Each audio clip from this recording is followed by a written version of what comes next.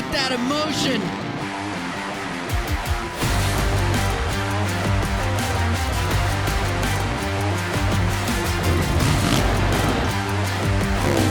Around the outside. It's time to bring the action. Yeah, welcome to another episode of SMX Insider. We are your insiders, Jason Weigandt, Jason Thomas. We were on hand at Washougal, as with a massive crowd, much of them in great anticipation of a pending challenge to Jett Lawrence's perfect season. Chase Sexton had won at Washougal the last 2 years. He's been looking better and better as each passing week has gone on. Moto 1, though, no challenge. Jett Lawrence just jetted away as he had done at nearly every other Moto this year. But Moto 2, that was the good stuff. Sexton stayed close the whole time. It was tense, there was drama. But in the end, Jett Lawrence still the man. Yeah, similar situation to what we saw at Spring Creek in a lot of ways, right? Chase is getting closer, but Jett just seems to have a little bit more or can avoid the pivotal mistake when it really matters most. So we are getting the racing that we want. We are getting the suspense and the storylines, but in the end, it's still 16-0. It's still the same end result. And for Chase Sexton, it's still more frustration. Yeah, no doubt. He's got 2 weekends off now to try to figure it out.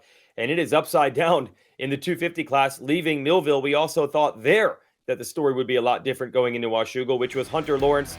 He did not go 1-1 due to a late crash, but he proved he was the best guy at Millville. If you look at the averages, he's been the best guy in the 250 class all year. And I thought Haiden Deegan was hitting the downside and maybe wearing out in his rookie year. No, Deegan comes back with his best performance of the year. Maybe the best performance of anyone. It's the only 1-1 of the season. And it is on. Only 3 points between them with 3 motocross races to go. Yeah, Haiden Deegan, that was a phenomenal performance. I think he served notice to everybody that he is the real deal because all of us were questioning it. I wasn't really sure what this series had left for him. He really seemed like he was trending the wrong direction. But man, that 2:15 lap time, what a performance. Like across the board, fitness, speed, tenacity, confidence, overcoming adversity of the last few weekends. It's all there, and we do have a championship now. Hunter was all over Deegan early in Moto 1, then he went down, and he ended up only salvaging 3rd overall with Justin Cooper in between them, so that's what allowed Deegan to make some points back. And then some comments from Deegan on the podium, which we'll get to later on in our show. So things are heating up as we get into that stretch run. But there was other things to talk about at Washougal, not just the racing on the track. It's the most beautiful track that we visit, so a lot of manufacturers, gear companies, sponsors use that to roll out next year's stuff.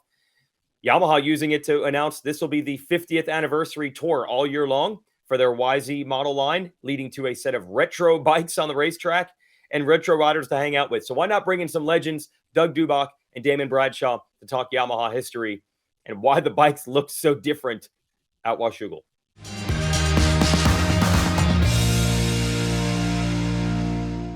It's big interview time here at Washougal. Yamaha, the 50th anniversary of the YZ line. And I don't know why. Out of all 50 years, we had yellow bikes, we had blue bikes, now we had white bikes. They picked the Damon Bradshaw style livery that everyone raced at Washougal. Maybe it was because they knew that was like peak fandom for me. The gear, the bike, it looked good. But you told me a story earlier when you first saw you were going to race with purple and pink and all that. You weren't necessarily a fan back then.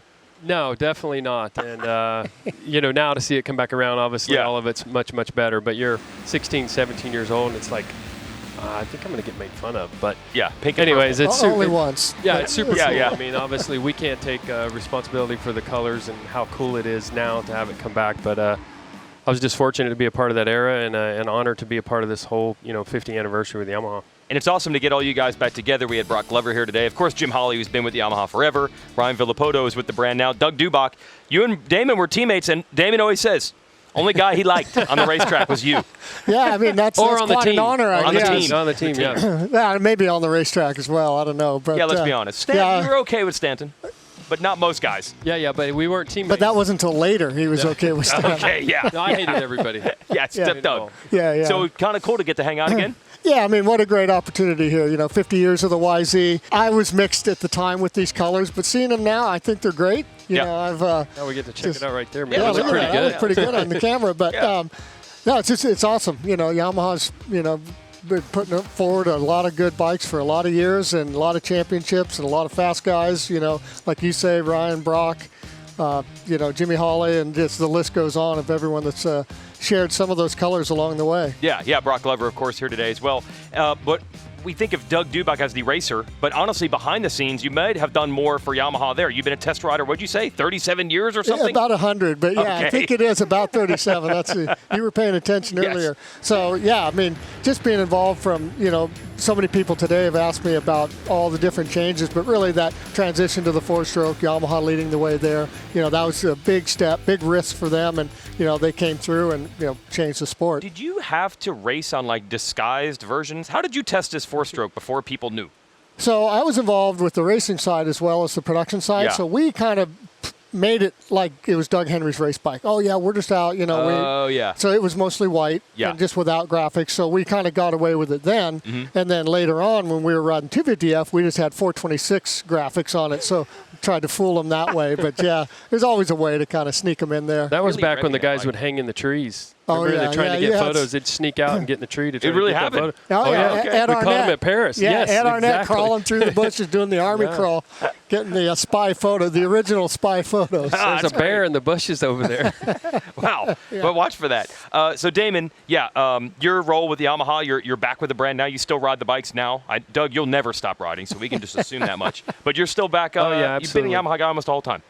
Pretty much my whole life. I Yeah. mean, I think that my first contract was 7 or 8 years old. So it's family to me. I feel like it's where I belong, and fortunately we're able to get back together probably 4 or 5 years ago. And I spent a lot of time on the T7, the Tenere 700 adventure bike, my off-road bikes, and a little bit on the moto bikes. So I enjoy it. I can't get enough riding now. Unfortunately, where I live with my kids, I spend a lot of time out riding.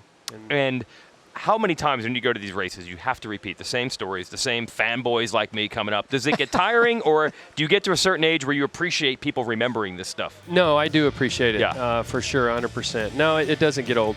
I mean, No. I still get nervous. It's like you can always be better at this stuff, and Okay. I watch the guys, and so yeah, again, it's one of those things that you think you've been doing it this long, you'd be great at it, but we're still improving. But yeah, A thank work in you guys progress. for having us on. Yeah, so that's Yamaha 50th anniversary's colors they raced this weekend, but they said it's going to be a whole year of celebration, so maybe we'll see you doing more. Oh yeah, for sure. Damon Thank and Doug, you. good to have Thank these you. guys back together. Okay, now back to the action on track at Washougal, our 30-second board with hot topics. I mentioned the podium speech from Haiden Deegan. Let's just show it to you right here. Those last few laps, I'm putting my heart into this thing, baby. And man, it's nerve-wracking, and I'm sure it's nerve-wracking for Hunter too. He's supposed to be winning these things, and I'm glad I could put the American up front for all the fans. Oh yeah, a little bit of mustard on it, a little bit of spice. This is what the Deegans do. They're marketing masters. I don't even know if this is what they truly feel from the heart, but they know how to get people talking. What was your reaction when you heard this, JT? Well, I just see the confidence growing, and it's also a little bit of bulletin board material for Hunter Lawrence, right? If you're going into a couple of weekends off and maybe you're trying to heal up a little bit, but trying to recharge the batteries and get motivated again, you watch comments like that and you're like, hold on a second. I won a lot of these races, and I think most people have considered me the best rider to this point. So let's relax. It sets up great. I love it. I'm here for the entertainment side of it, but I don't think that Hunter Lawrence would love those comments so much, because I truly don't feel that Hunter Lawrence is all that nervous, and I don't think he believes he is either. So I'm here for it. I love it, but I like the rivalry that's setting up between the two as well. And Hunter's been dealing with rib injuries on and off all summer long, so that doesn't make it much easier on him. And then you look at the points. It is a 3-point gap only now for Hunter over Haiden Deegan. And of course, we have to mention that a lot of this is because 2 incidents out of his control, a first turn crash and a bike problem in back-to-back motos. That's why the points are so close. But now they are where they are. And Justin Cooper is gaining tiny bits, 1 point per weekend, essentially. At one point, he was 21 down, then 20, now 19. He's not quite out of it. But if Justin Cooper, he keeps saying he's just got to win a darn race. He has not won a race in this series since 2021. That's order number 1, to be the best guy and then let the points play out. As far as points are concerned, Austin Forkner came back from injury at our last race. Maybe a last-ditch bid to get into the SMX playoffs. That was almost worst-case scenario at Washougal. A first-turn crash, eerily similar to what took him out almost for the season in Anaheim 1. He gets up, he comes all the way back in JT. He scores 21st place, 0 points for a tremendous effort. Yeah, and you know that you're not going to get many points in a situation like that. And at this, this stage of the series, other than the SMX playoffs, the points have gotten away from you anyway. I think it showed a lot of grit and determination on his part. And for him, he's had a lot of adversity. And I think everybody's looking at how is he going to handle this mentally, these setbacks. Does he have the determination to keep going? It showed a lot to me. I thought it was a great ride. You could see there are some pictures floating around out there of how damaged his side was. Looked like he took a tire to the side, just took all the skin off. But yet there he was fighting through traffic, battling just to do the 35-minute race. So to me, it was about all the other stuff. I don't care about the result. I don't care what his lap times were. It was that he was willing to get up in pain and go out there and ride anyway. That kind of stuff goes a long way for me, and I bet it does for Mitch Payton as well. He did come back and get a few points better in Moto number 2. We mentioned the time off coming in this series, and that's because the industry pauses for a moment to turn their attention to the amateur wing with the Monster Energy AMA Amateur National Championship at Loretta Lynn's. JT, you raced this event. You know how important it is to a young amateur racer. Fans at home can watch on racertv.com. Motos start Tuesday, right there at the beginning of August, and run through Saturday. But you know what the pressure and importance of this race is all about. It's the biggest amateur event of the year, right? There are several other events, but nothing can compare to Loretta Lynn's. For every amateur racer, it's the one you have circled on your calendar. No matter what time of the year it is, you have to be ready for Loretta Lynn's. And there's prestige. Obviously, the AMA Horizon Award is given out there. Factory rides are often awarded based off your Loretta Lynn's results. So it's a really important week. It's a lot of fun also for those of you who have never been. Go check it out sometime. Even if you're not racing, just the atmosphere. It is hot, it is humid, but the atmosphere, and there's so much talent all congregated in, 70 miles west of Nashville, Loretta Lynn's Ranch. It's something I'll never forget. Anyone who's ever gone to race there, it's one of those memories you'll just cherish forever. And looking forward to watching on Racer TV. I know some people hear this and they say, isn't that weird that all this stuff gets decided in one race? Is that the best barometer? I always say this. How many riders do we hear about are fast during the week, but then when the pressure is on, when the lights are on in Anaheim, they don't deliver? That's what this race is designed to test. When it all counts in only 1 week, the pressure is higher than maybe at any point in these riders' lives, and that's where you find out who really has that last it to get to the next level. It'll be fun to watch. Okay, so back to the pro level, SMX Points. Actually, I feel like it's almost just pro circuit watch every week with so many riders coming back from injury. They brought Carson Mumford back this weekend. We mentioned Fortner's situation. Seth Hammaker had a better run. So these guys might be sneaking in. And I also think these are all talented riders. They could be dangerous if they just get in, JT.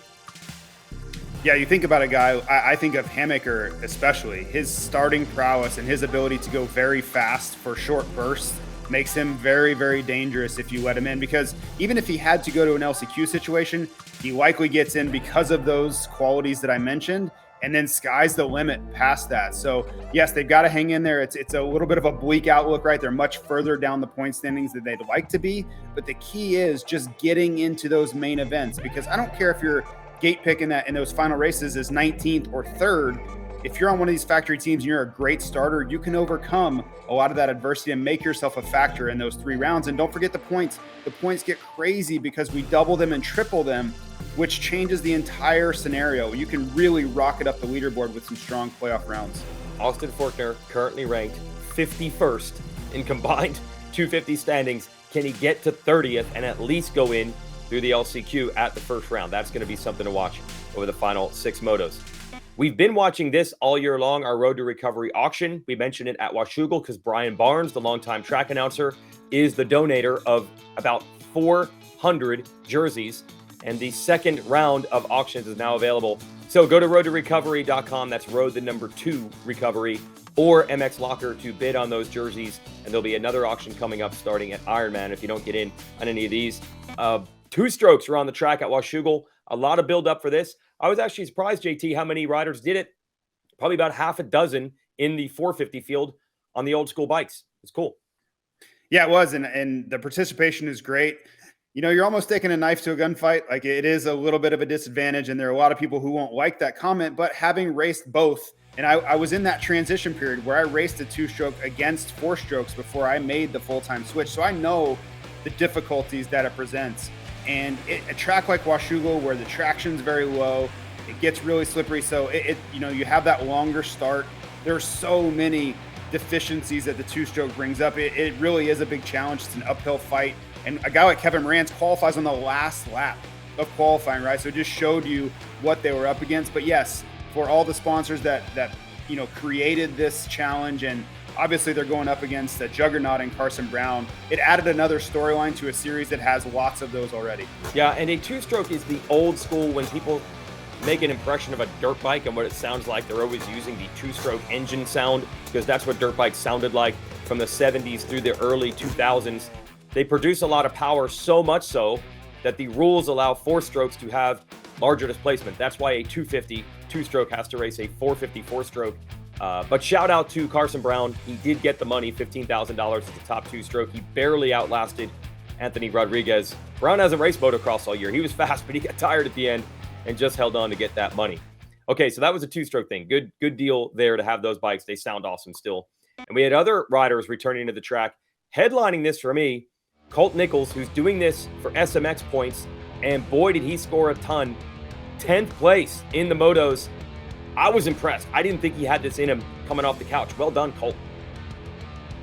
Yeah, it was great. He showed up on a borrowed Kawasaki SR450 and really proved that he still has the ability to run with these guys. And remember, he was on factory Honda HRC in Supercross, so it's not like he hasn't raced all year. It's not like he hasn't been competitive, but we also haven't seen him have to race for 70 full minutes under a blazing hot sun either. So I was just as impressed as you were. I was wondering how, just kind of last minute effort would play out. He doesn't have extra parts. He doesn't have, an air-conditioned semi to go into to rest in between motos, but I really couldn't see any issues there. I thought it was a great performance. I think it sets him up nicely. He picked up 20 some odd points towards his SMX playoff effort. And for me, it was all around a success. We'll get to those points in a little bit. You see just how critical it was for both Nichols and also Josh Hill, who scratched out a few points as well in his return to racing for the weekend. No return here. Every track we go to, it doesn't matter. All the demographics, they love Aaron Plessinger. Let's roll his podium speech, and then you can react, because you were the one there asking him the questions. I really don't know what I was doing in that first moto. I mean, and then that second moto was a miracle ride. I mean, it was, I don't know where it came from. I got to thank the Lord for that one, because it came out of nowhere. And yeah, two great starts with the red flag too. And I mean, man, these fans, when I was out in the lead, I can't even explain it. They had me almost not hear my bike. And it's crazy, man. I feel like I'm a local up here. And I mean, these fans, I can't thank them enough. Oh yeah, AP led a bunch of laps in second moto, got third in it. That was incredible. Yeah, he is the best podium interview in motocross. I don't care what continent you're on or what series you're in. There is nothing better than him. And I think he's trying to figure out what to say, and it just explodes. The emotion and the enthusiasm just is oozing out of him. And for us, it's amazing. The crowd is going crazy. You can tell he's not faking it. This is just who he is. And that second moto, for him to lead laps, I think was such a revelation. And he felt, I was thinking Detroit again. Go back to Detroit Supercross. That's exactly where my mind went, was all of that exuberation. Everybody was cheering for him. The crowd was going crazy all the way around the track. And he held on to the podium, right? I'm sure that a rider like Jason Anderson probably wanted to get around him. But for everybody who was there, I think it's impossible to not cheer for Aaron Plessinger. I just don't know what you could ever look at him and say, yeah, I don't want to cheer for that guy. But he adds so much to the sport. He really brings the entire enthusiasm level up over at the podium. And for me, selfishly, I'm cheering for him to be on the podium every single moto. He told me after the race he couldn't hear you. It was so loud. He just came up with some words to say because he had no idea what you asked him. Yeah, and that's probably for the best. There was nothing that I was going to ask him that was going to be so insightful that I would want him to do anything but what he did. That was great. The next day after Washougal, Alpine Stars actually held a ride day. Kind of the same reason Yamaha rolled out that 50th anniversary look. Everyone wants the photos and the videos with the beautiful tree-lined backdrop of Washougal. But what we did not expect at the Alpine Stars ride day, we knew the Lawrence brothers and Chase Sexton and other riders would be there. Eli Tomac showed up.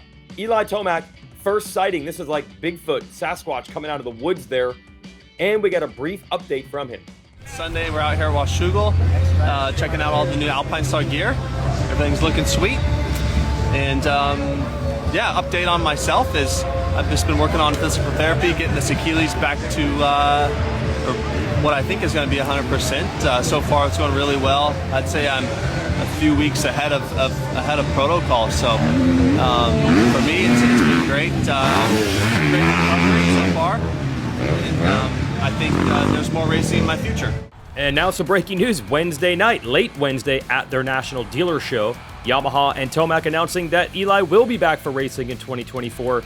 They don't specifically say what series that's going to be, but I think it's safe to presume this will begin with Monster Energy Supercross in Anaheim, and then we'll see about motocross and supermotocross after that. But as Eli summed it up, he just wanted to be clear that the last memories that people have of Eli Tomac on a motorcycle will not be him riding off the track with a ruptured Achilles. He brings so much to the sport, and you just start salivating about the next year of the Jett Lawrence, Chase Sexton, Eli Tomac, and whoever else wants to show up and get in the mix. Those battles could be all time. I start thinking about the 2006 season between Ricky Carmichael, James Stewart, and Chad Reed. We have a possibility of something like that shaping up. So at least not losing a champion yet is great news, but then I start to think about the real battles that could shape up on top of that. Yeah, speaking of champion, there's been so much talk about Jett Lawrence and the perfect season. Let's not forget there is a title on the line, and points-wise, he is getting dangerously close to the 100-point advantage over second-place Dylan Ferrandis. And if he does that at the end of the day, Unadilla, he's going to be your champ with 2 whole races to go. Yeah, it's been an incredible season, and every accolade you want to give to the kid, he deserves, right? And that conversation of the perfect season is ramping up more and more. But oh yeah, there is, as you mentioned, a championship still at stake here. But what a statement that would be to wrap this thing up at Unadilla. I don't, the schedule's different. We have 11 races versus 12. But I would love for someone like Quentin Fowler to tell me, has a championship ever been wrapped up at Unadilla before? That would probably be a first. That's something we'll have to preview going into that one. And finally, the 450 SMX points. I mentioned some riders making gains because they showed up at Washougal. This is the biggest difference you can possibly make. Colt Nichols moves from 21st to 19th in points based on the points he scored, and Josh Hill is still clinging to the 20th place spot, and that makes all the difference. 19th and 20th instead of 21st on back is the difference between being straight into the motos or going to the LCQ. So those boys did themselves a heap of good there. Yeah, it's awesome for them. And they're watching the points each week. There's so much at stake, and they know it. And this is the greatest part of this SMX playoff scenario, right? Is all these guys that may have been sitting on the couch, they're racing other series, they have summer interest going on. It's brought them back racing. It's brought them back into the fold. And it wasn't something that I necessarily thought about when this playoff scenario was launched last fall. I was thinking about all the elite guys, the Jett Lawrences and Chase Sexton. How would that all shape up for those final 3 rounds?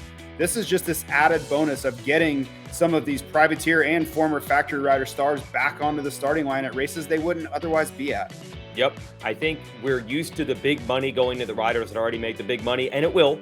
The 450 SuperMotocross World Champ will get $1 million. But even 22nd place, even last, if you combine the purse of the three races and the points bonus, you're going to be looking at least 30 grand. So if you're guys like Hill and Nichols, you want that money, got to come race. Okay, Fowler's Facts time. We bring on our statistician, Clinton Fowler. We're going to dive deep into Haiden Deegan's win, which, if you look at some numbers apparently here, Clinton, you could argue this was the most impressive 250 weekend so far this year. Indeed, Weege. He had an incredible day, obviously. But when you look at the stats, an incredible day. Third in qualifying.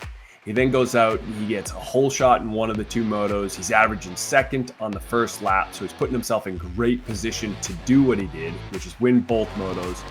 He led 20 of the 32 laps, which is the most laps led for anybody in a 250 weekend. And maybe most important is he was the fastest in both motos. And we obviously saw that in Moto 2 when he said that incredible lap time. Maybe most interesting here, Weege, he wins as a rookie, goes 1-1. The last time that was done was in 2006 when Ryan Villapoto won. So pretty impressive to be in that ballpark. Wow, that's wild. 1-1 seemed like they come and go. I'm surprised to hear that a rookie hasn't done that. And shoot, we're almost going 20 years deep on that. And I will mention, with the most laps led on one day of any rider, remember, Hunter Lawrence has had great days, but most of those are coming from the back. So he's not led laps like this. And that honestly is what worries me most with this title. The 3 points, I feel like if you're Hunter Lawrence, you're like, I still have 6 motos. I'll still average out to be the best guy. But to me, Clinton, that's where it gets dangerous.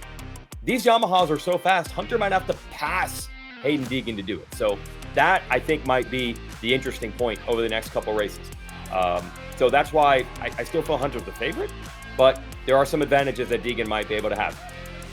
What surprised me more, and I'm sure I'm not alone on this, look, the last 4 motos going into this were Deegan's worst of the year.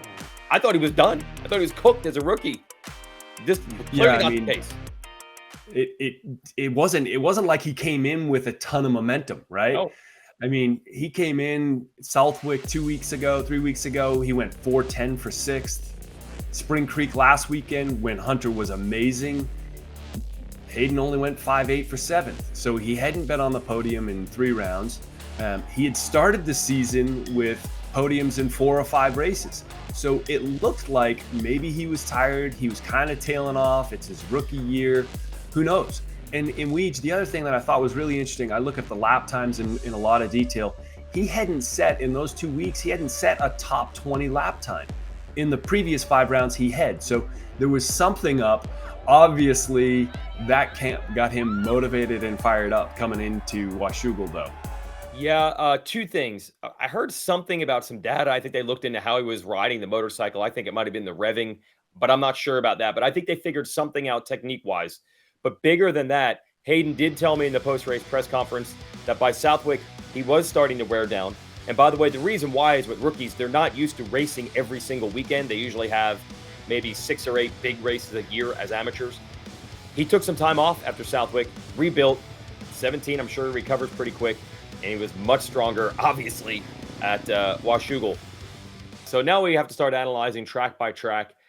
Hayden's going to be learning Unadilla for the first time, because even though they have a few amateur races, they don't usually use the pro track.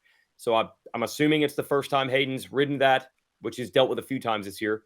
What are Hunter's stats like in the past at Unadilla? Yeah, he's raced there 2 times, and there's nothing that really sticks out. In 2021, he went 5.11 for 6th, and then in 22, he went 2.5 for 3rd. So nothing here that I can read into. Really, the only one at Unadilla that I think had some great success, or at least did last year, was Joe Shimoda, where he went 1.3 for the overall. So nothing that I see from Hunter to give us a lead of, is there an advantage, or is this a great place or not a great place for him? So I think we're probably going to have to leave it to conjecture in maybe the remarks from Moto 2 that Haiden made on the podium. Yeah, JT and I did discuss that earlier in the show. I think maybe Unadilla also presents the last chance. You mentioned Shimoda, very good at that track.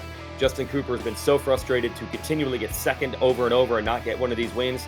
And RJ Hampshire, remember, 2 weeks ago, we thought we had a 5-rider championship fight. So this is probably going to be the last chance for those 3, Hampshire, Shimoda, and Cooper, to have a big day like Deegan just did and get back into this for the final 2 rounds. Should be really exciting, especially because of those podium comments you mentioned from Haiden.